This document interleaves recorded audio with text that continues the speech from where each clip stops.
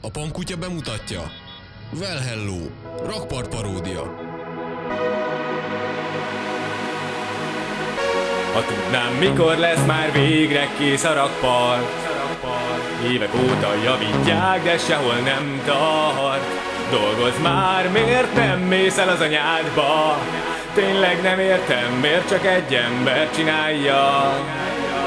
Végzem a munkám, várnak az autó. Kihallatszódik a motor, zajba legy anyámat szídó. Kegyetlen szó, ezt a melót kibírni csak piával jó. Azt ordítják, hogy húzzak bele, de én azt gondolom, hogy még várjunk vele. Ha nem megy a meló, iszom még egy jóbort. Nem vagyok alkesz, ez csak egy hóbor. Ez jó! Uzsonnát ma 4-szer ettem, 2 téglát már a helyére tettem. Ezzel már magam megerőltettem. Mire elkészül a rakpart, nyugdíjba mentem. Nem hányszor szivatott már meg a rakpart. Ez a rohadt munkás már megint sziesztát tart. Elég volt ebből, elküldöm az anyjába. Ha visszaszól, majd beleköpök az arcába.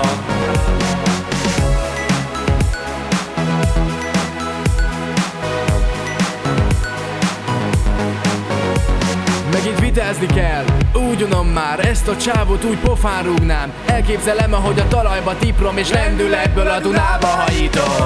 Üzenet a dugóban lévőknek, ez a munka soha véget nem érő lesz. Vagy a helyet, hogy anyáznak, segíthetnének, hogy ne csak én ássak. Te lazítasz a hűtőt autódban, én meghalok a tűzön a bonszomjan. Mikor te hazafele hajtasz este az úton, én akkor is a rakpart betonján szúzom. Szerintem miattad nem készül el a rakpart.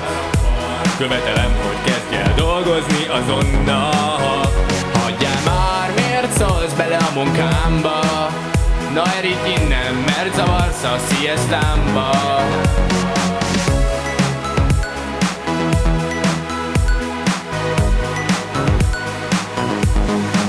Jön az agyvérzés, seg fejez a munkás. Dögöljön, dögöljön, kinevet a végén.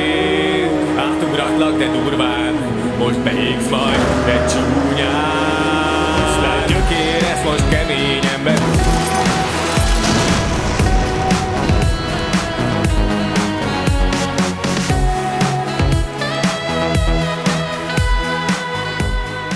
Na sziasztok, reméljük tetszett ez a videó, nagyon sokat dolgoztunk vele.